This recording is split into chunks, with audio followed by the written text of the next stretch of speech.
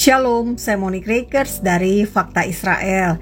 Saudara, ada berita tentang Israel yang disebutkan menyerang rumah sakit Indonesia di Gaza. Contohnya Tempo.co, dikatakan rumah sakit Indonesia di Gaza Utara kembali diserang Israel. Ini berita di hari Sabtu 19 Oktober 2024. Lalu ada Kompas.com, Israel kepung rumah sakit Indonesia di Gaza, 2 pasien meninggal. Berita di hari Minggu 20 Oktober 2024 ini. Ada lagi Sindo, rumah sakit Indonesia di Gaza dikepung tank militer Israel. Antara rumah sakit Indonesia di Gaza Utara kembali diserang pasukan Israel. Dan juga ada inilah.com, biadab tak kunjung henti, Israel bombardir rumah sakit Indonesia di Gaza. Rumah sakit Indonesia di Gaza masih ada, tidak dibombardir oleh Israel. Anda bisa lihat satu foto yang dirilis oleh juru bicara pasukan pertahanan Israel IDF. Bisa Anda lihat di belakang orang-orang yang pergi mengevakuasi diri. Ini adalah rumah sakit Indonesia di Gaza. Rumah sakit Indonesianya masih utuh, Bapak Ibu semua. Jelas sekali Israel sedang berada memang di daerah Jabalia. Di daerah Jabalia ini mereka mencari teroris. Mereka ingin melumpuhkan teroris. Israel tidak berhadapan dengan warga Gaza. Israel tidak berhadapan atau tidak ingin menyasar warga sipil Gaza. Karena itulah Israel memerintahkan evakuasi. Selebaran ditulis dalam bahasa Arab. Dan Israel juga menyebarkan informasi agar warga Gaza, warga sipil Gaza mau memberikan informasi terkait keberadaan Sandra.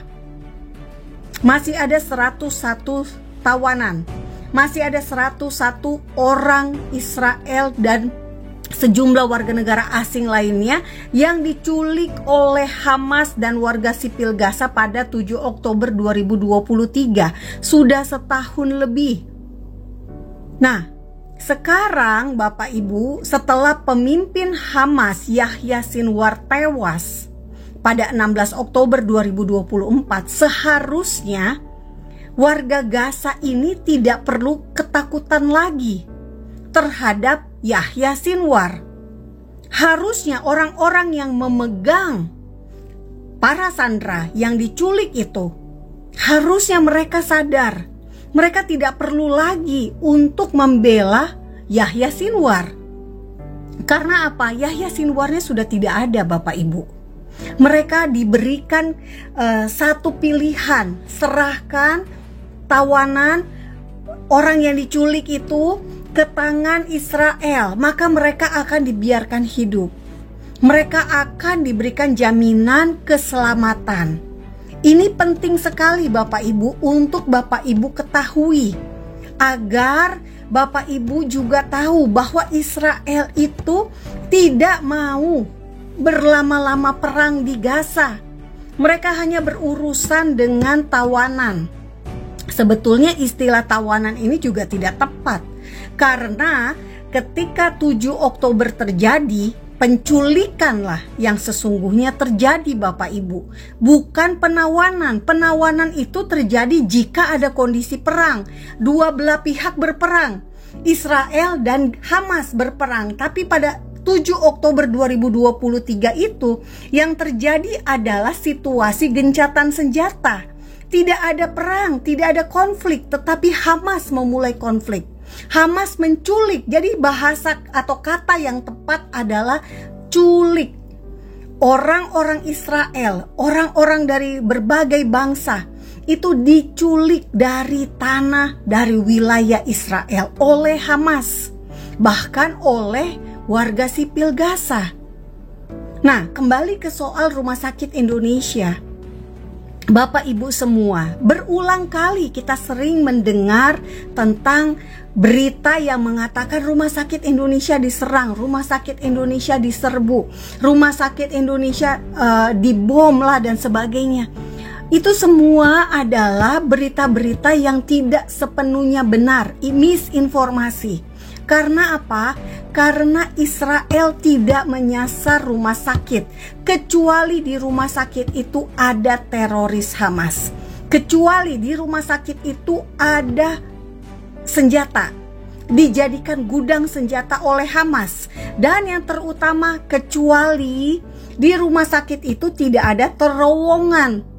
Masalahnya kalau di rumah sakit itu ada terowongan yang menyambung ke rumah komandan Hamas misalnya, tentu Israel akan datang dan menghancurkan terowongan yang ada di bawah rumah sakit tersebut, termasuk rumah sakit Indonesia. Jadi jangan komplain kalau Israel menemukan keterkaitan antara terorisme dengan rumah sakit. Rumah sakit terbukti sudah beberapa rumah sakit yang ada di Gaza berkaitan dengan Hamas. Nah, Bapak Ibu semua, sejak pemimpin Hamas Yahya Sinwar ini tewas, orang-orang di Gaza ini yang sadar ya, yang jika mereka sadar bahwa mereka itu tidak perlu lagi berjuang membela kepentingan dari Yahya Sinwar. Yahya Sinwar yang adalah anak buah dari Iran. Jadi buat apa gitu ya mereka merelakan nyawa mereka, merelakan hidup mereka untuk seseorang yang sudah tewas, yang sudah mati, atau pengganti Yahya Sinwar yang disebut-sebut adalah Khaled Masal. Khaled Masal tinggalnya di Qatar. Apa urusannya dia dengan orang Gaza yang saat ini menderita? Dan jika orang itu sadar, jika orang itu memang murni tidak mau ada terorisme, maka dia akan meletakkan senjata saat ini juga. Karena apa? Karena pemimpinnya sudah mati. Ingat Bapak Ibu, ketika Hitler tewas karena bunuh diri, otomatis Nazi tidak ada lagi. Sekarang ketika pemimpin Hamas tidak ada lagi, seharusnya Hamas juga tidak ada lagi. Masalahnya ideologi itu susah diredam. Ideologi itu tidak bisa dimatikan. Ideologi yang mana? Ideologi kebencian terhadap Yahudi, ideologi anti-Israel. Ini susah banget dimusnahkan, susah banget dihapus. Karena apa? Karena memang ada dari ajaran. Mereka diajarkan untuk membenci, dan inilah yang fakta Israel ingin edukasi. Kita tidak bisa kita lahir tidak bisa memilih menjadi orang apa Bapak Ibu semua. Kita nggak bisa lahir request mau jadi orang Indonesia, orang Yahudi nggak bisa lahir request mau jadi orang Indonesia. Karena itu marilah kita saling mengasihi. Karena semua adalah ciptaan Tuhan. Jangan mau diprovokasi untuk membenci. Pelajari sejarah Israel agar Bapak Ibu semua mengerti siapa Israel, tanahnya di mana, siapa Arab Palestina, tanahnya di mana.